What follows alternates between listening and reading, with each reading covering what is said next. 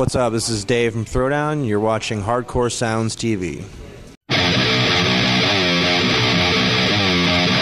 So hello everyone. We are here at Nosturi with Dave from Throwdown. Hello, how's it going for you guys at the moment? Oh, it's great, man. This is our first time in Finland, so we're pretty stoked to be here right now. So how has the tour gone so far with Chimera, Unearth and Doth?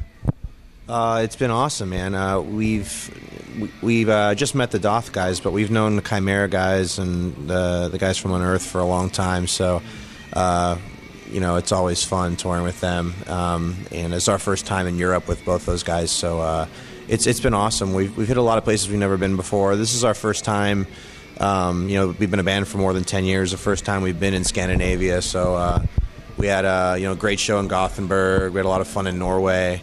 I'm hoping that tonight we'll be kind of follow suit with those shows as well.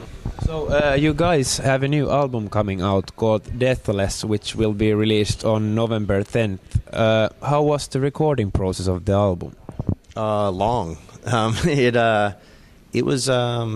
We've been in the studio. We've been writing and recording for almost the past year now. So we spent probably a total of 3.5 to 4 months, actually tracking and mixing the record, and we just got the masters sent to us a couple days ago. So it was a long, rigorous process, and I love writing, and I love songwriting. I love having the recording done, but I always kind of equate it to the process of getting tattooed. It's like, you love the idea of coming up with a concept for your tattoo, and you love having the tattoo when it's all said and done, but the process itself can oftentimes be tedious and a little painful.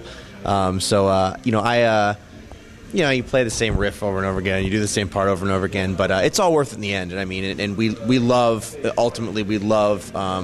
having that finished product and working hard at it and developing these songs and seeing how they come together over a course of months. It was a rigorous process, but it was definitely worth it, and we're very proud of the record.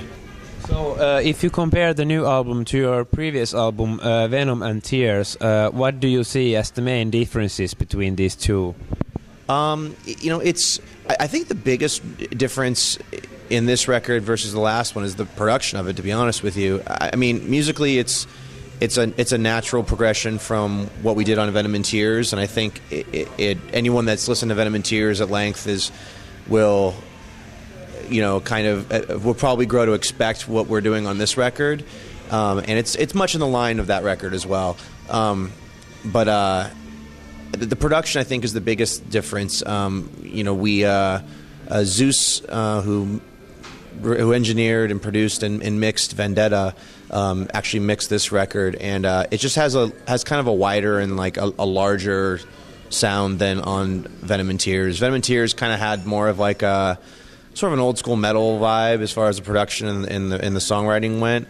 So it was a little smaller sounding recording, but this recording sounds very big, and it's much in the way that, and not that I would compare us to this record, but much in the way that like the Black album did, with just the very large drum sound and the very roomy sound to it. So that's probably the biggest difference. So what can you say about the album's lyrics? What subjects are you dealing with it this time? For me, lyrics are always. I don't necessarily write so much, from a political standpoint, or from I don't know. I'm not writing about necessarily issues. I'm writing more about what's close to me and what is close to home for me, and all the lyrics are very personal. And for this record, as it's titled Deathless. What I did is I used just the metaphor of death for a number of different issues, or bones to pick that I've had within my life, or ups and downs throughout the past several years, and so each song title you'll see has that metaphor, or that theme, I should say, throughout the record, and some of the songs will use a metaphor for death to describe something or someone within my life. or a particular song might directly be about losing someone, or the process of dying, maybe not physically, but just from an emotional or a mental state, and kind of losing sight of what's important to you. Lyrically, the record goes a lot of places, and it's a very symbolic and metaphoric record. But I think it's lyrics. I'm always particular about writing lyrics that are that I think that kids can identify with on their own terms. They may have their own particular meaning for the song, but they identify with it in their own way. So the band has gone through a lot of lineup changes, like during the years. What do you see as the main reason for such a long-lasting career? Have there ever been moments that you would have wanted to quit the band or take a break, or? I wouldn't say quit the band necessarily. I mean, there's been times where we discussed changing the name because we've undergone so many member changes. But at the end of the day, I mean, we stepped back and we realized that, for the majority of the songwriting on Haymaker, Vendetta, and Venom and Tears, I was the primary songwriter. So at the end of the day, the songs that were being written were still by me, and with Deathless, and Mark, our guitar player, wrote some for Venom and Tears, and then for Deathless, he stepped up and wrote a lot more songs. But I don't know. We did step back and we asked ourselves, if we were to change the name, what would the reasons be? And would we be doing it for ourselves or for our fans, or would we be doing it because that's what is expected by people on the outside looking in?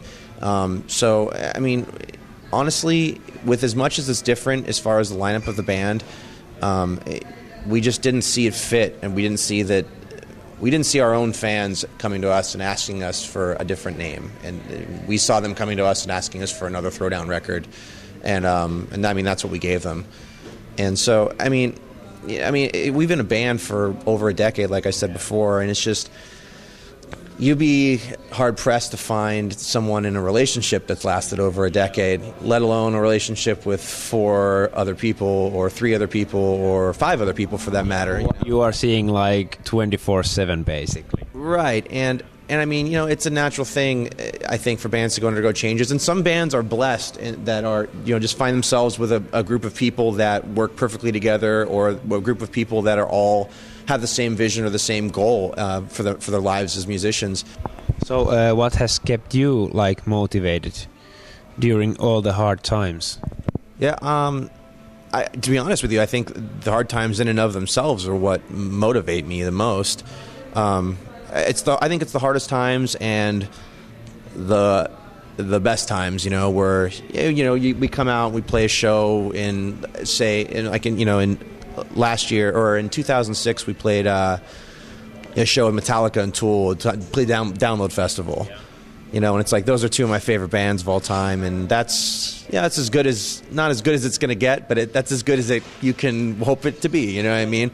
And it's moments like those, and it's the moments where where we don't have a drummer, for example, and we're going, what are we going to do? Who are we going to have to play for us? What's next for us? What lies ahead? It's those hardships with our label that push us forward. To be honest with you, it's the stuff that's all kind of it's the ether in the middle of where you're just kind of sitting on a bus bored and you just kind of miss your family. It's that stuff that's the hardest, to be honest with you. It's the really low times and the really high times that have pushed us forward over the years, and beyond that, just a love for music. Well, thank you really much for the chat, and good luck for tonight's show. Anything you want to say as a closure to your European fans? Like I said, we're just we're very thankful to even be here and play for you guys tonight. It's anything on top of just being here in this club and being in Helsinki is kind of icing on the cake for us. So just thank you very much for anybody that's coming out to the show. Thank you really much.